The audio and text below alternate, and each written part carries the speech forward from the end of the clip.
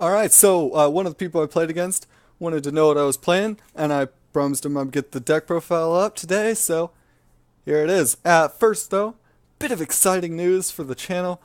Um, I have actually just gotten an email that my new computer has shipped out and is expected to get here tomorrow, so I should be able to upload more consistently, and if I don't,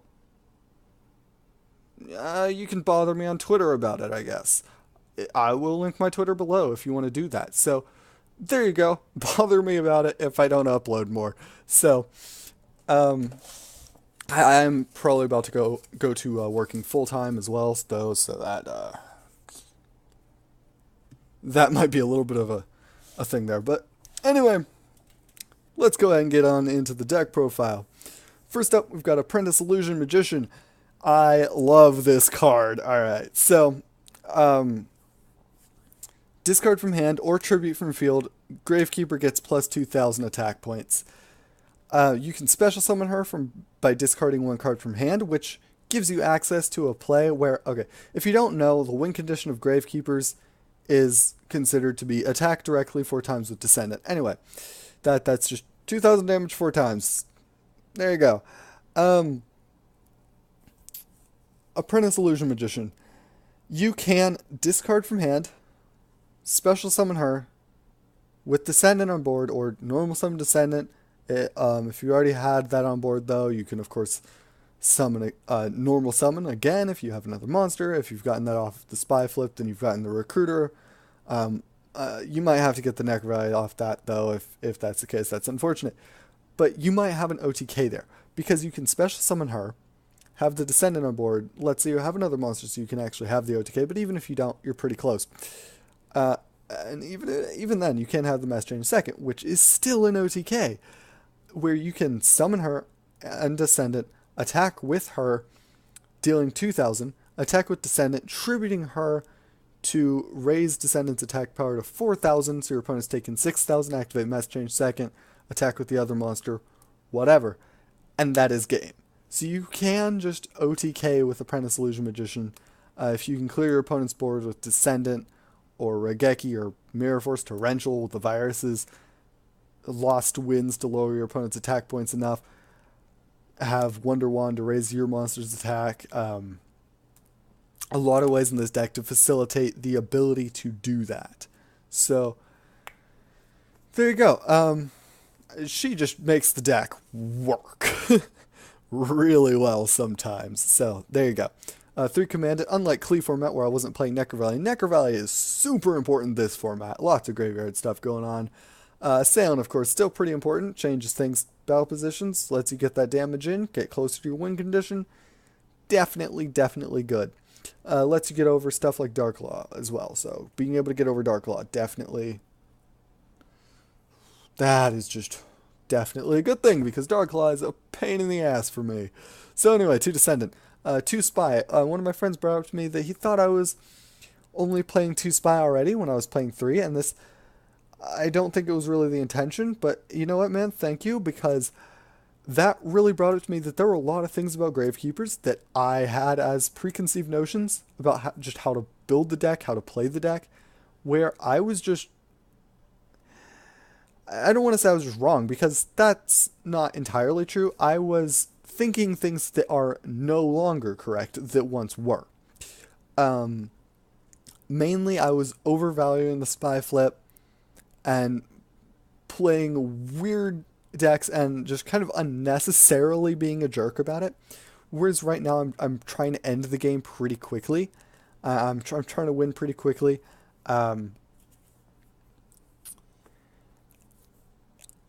Yeah, in the past with my multiple needle slings, a bunch of spy, I'm playing disciple, all that stuff going on. I mean it's a viable deck list, but I do enjoy this more. There's more to enjoy about this. Anyway, I'm liking this. I've tested builds that don't have spy. I do like it. I do think it's not a bad idea. However, it's not my style. So there you go. 2 Recruiter, I'm never going to resolve more than 2 in one turn. You see that as a theme going on. If I'm not going to resolve more than a number in a turn, aside from card demise, which I'm playing 2 of, and then I'm not playing more than I can resolve. Anyway, um, 2 Yuki, Regeki, 2 card demise. I feel like I should talk about this because there are probably people staring at the screen thinking, what the hell are you doing only playing 2 card demise? Alright, so thing here is, well, one dev pro seems to hate Gravekeepers for some reason. Oh, I sure can't imagine why anybody would hate Gravekeepers. What a fun and interactive deck.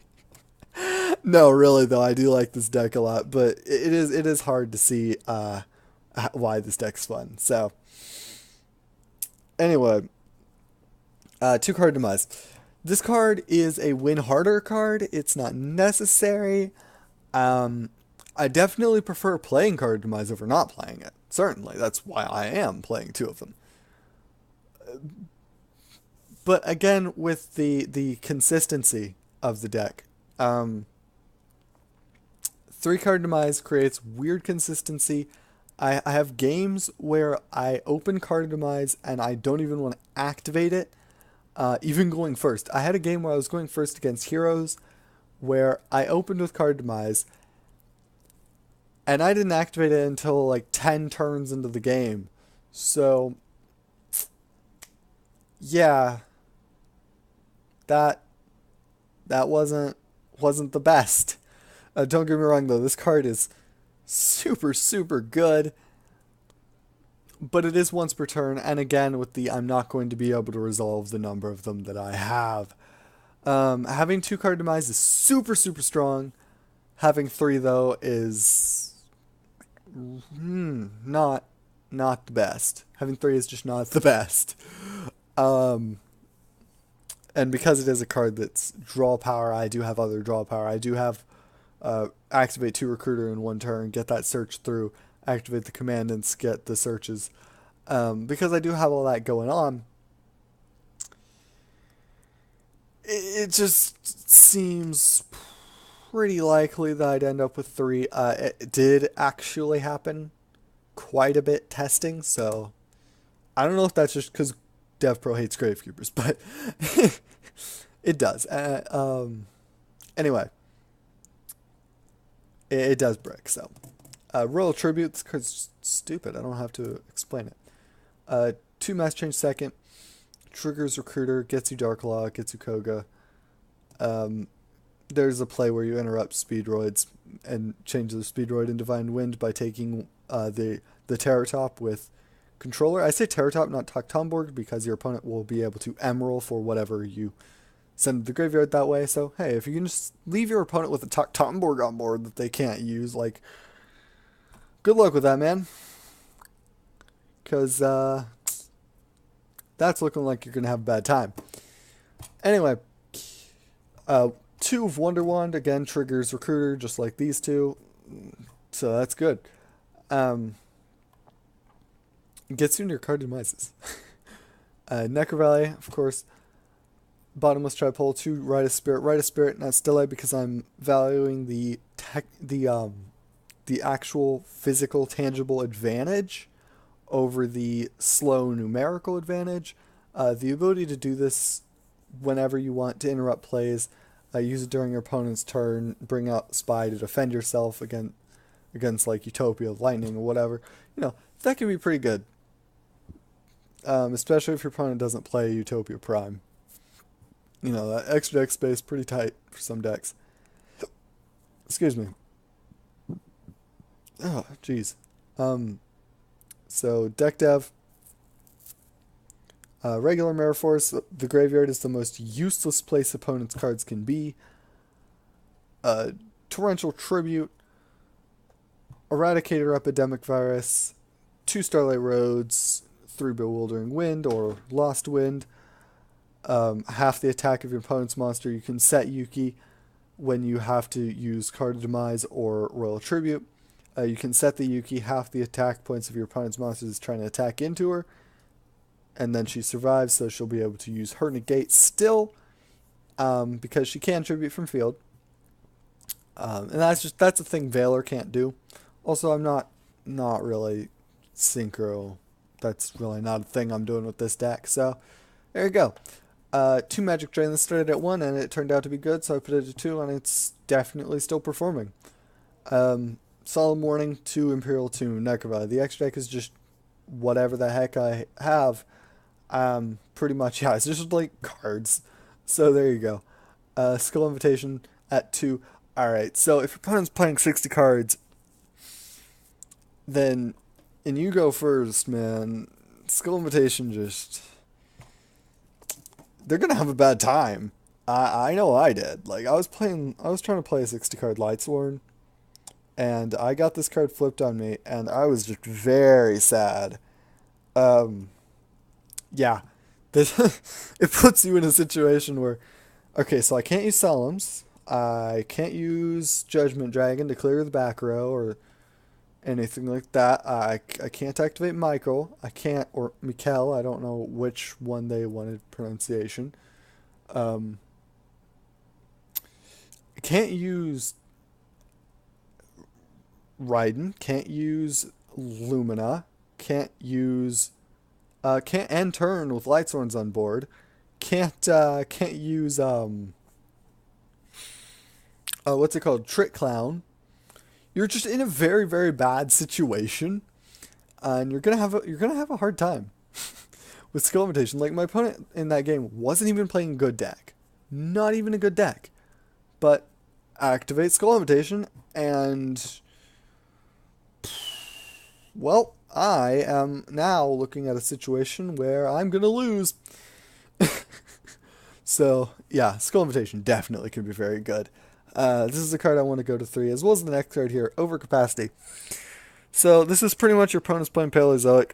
You flip this up, banish all the face-up level 2 monsters. It does banish face-up level 2 or lower monsters, so technically if your opponent's playing Skull Servants, you can side it in then. But yeah, this card can be pretty good. Interrupt your opponent's plays. It gets the tokens for dinosaurs off of the field so that you can target again, so that you can do your things so that they can't use their field spell on them to send more stuff to the graveyard. That can be definitely pretty good.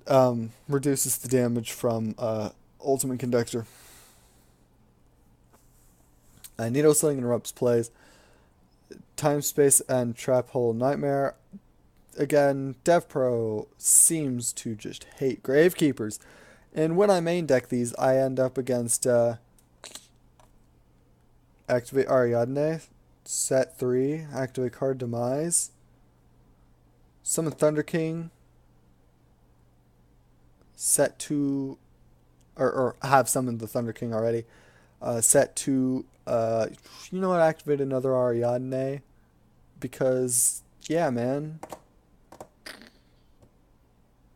Or, you know, set the Ariadne so you don't get the search now. But, yeah, that's just a thing. And I don't know why that happens, but it does. So, 3 poisonous winds. Alright, so this tells your opponent not to play Speedroids. Tells your opponent not to play Wind Witches, because, man, you know, I sure do love trying to play the game when my opponent's gone first, taking 8 years to finish their turn, and they've got 8,000 Crystal Wings on the board. That sure is a fun way to play the game, I say as I play Gravekeepers. Alright, so Maxi, if I'm going second, this card's just good. Like, there's... that's it. Spear Soldier, I showed previously why this card is good enough to play. Oh, man. Alright, so yeah, there are games where your opponent's being a degenerate little shit, and this can just end the game. King Tiger, I need more anti-Zoo stuff in this side deck, man. I don't know. But yeah, there are games where you can summon King Tiger and just win the game. So, Visionary should just be more King Tiger. Blizzard Princess, tribute summoning by tributing a Gravekeeper. Cold Wave with 400 more attack points than Jinzo. Yeah! Cold Wave with more attack points than Jinzo. So there you go. Still 1 tribute, because everything's Spellcaster. Unless you're for some reason having to tribute extra deck monsters, then there you go. Tribute summoning triggers Recruiter, which gets you to Necro Valley. You weren't expecting that argument, were you? Anyways, Cold Wave's good. So, till next time. I always feel like there should be more to that outro. Like, I don't even know what it is that's making what the reason is I say that, but I always feel like there should be more to it. But anyway,